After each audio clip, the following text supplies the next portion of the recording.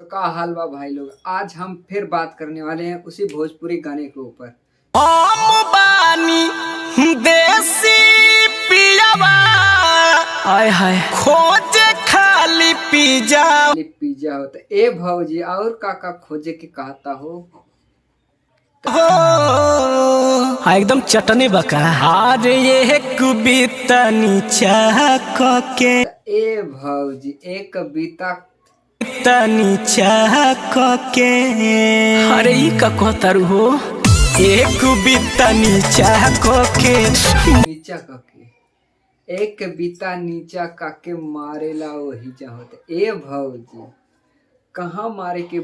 ए भौजी जवन हित बा पिज्जा के तरता तो निकलबे करी चाहे इधर से चाहे उधर से। बुलेट से तेज पियावा पटकेला पलंग पर दाग दाग कइले बाटे हमरा यलंग पर। बुलेट से तेज पियावा पटकेला ते ए भौजी कहाँ पटकेला हो हित त ए भौजी पलंगिया के कुछ ना भैल हम पूछत तानी का भैल तो ए भौजी हमार कैमरामैन कहता डबल बेड लेला पटकले में काफी आसानी रही। शादीशुदा नारी के बाद ये है नतीजा हो ये कविता नीचा। शादीशुदी नारी के इहे बा नतीजा होता ए भैया कौन नतीजा के बात करताड़ा हो हमरे ढुरू में कैमरामैन के समझ में ना आवता बताओ। जवानी में पड़ गइलो परेशानी में रहे का जरूरत ऐसन करे के कमाए। ए भौजी ऊपर नीचे काके नसले बा नैहर के लहंगवा ए भौजी त ए भौजी और काका जानकारी रख ले हो अपने खुफिया तो नसलू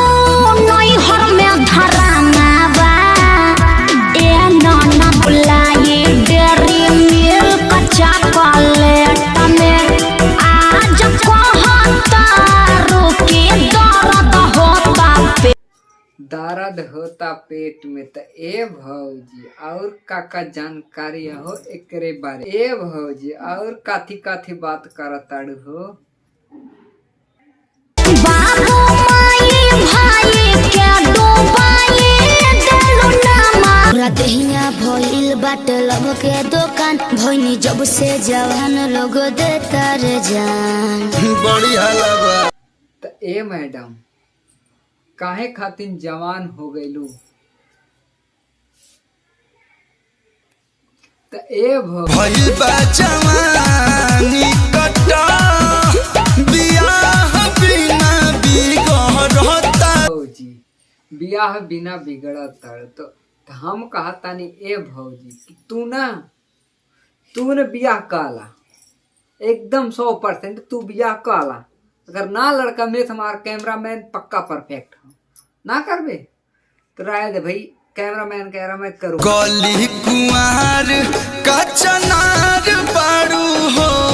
अब फूल को देव कुंवार और कचनार आवा ना फूल का दित ए कालू भैया कवन फूल के बात करा ताड़ा हो तो ए कालू भाई कवन फूल के बात करा ताड़ा हो खिलाए वाला की से जिया वाला टिक दे त टिक जइबू तो ए भैया का टिकी के बात करा ताड़ा हो भौजी के टिके के कहा ताड़ा कि कुछ और टिके के कहा ताड़ा के कर तूरे दिलवा के कर राखी मन धड़कन बढ़वा ए भौजी काहे के तोहार धड़कन बढ़ता कुछ भौजी हित के साथ गलत कैले हुई है ता बढ़ा यार के छोड़े ना मोह माया घेरले पावे छोड़े ना मोह माया त ए भौजी कवन मोह माया की बात करताड़ू हो कुछ बतावा ना कुछ बतावा भौजी तबे न आगे समझ आए कि कवन मोह माया के बात करताड़ू। भाई यार वीडियो को लाइक करो सब्सक्राइब करो शेयर करना। ए भौजी एगो नाव पे चढ़ के पारी, 2 गो नाव पे ना, नहीं तो नतीजा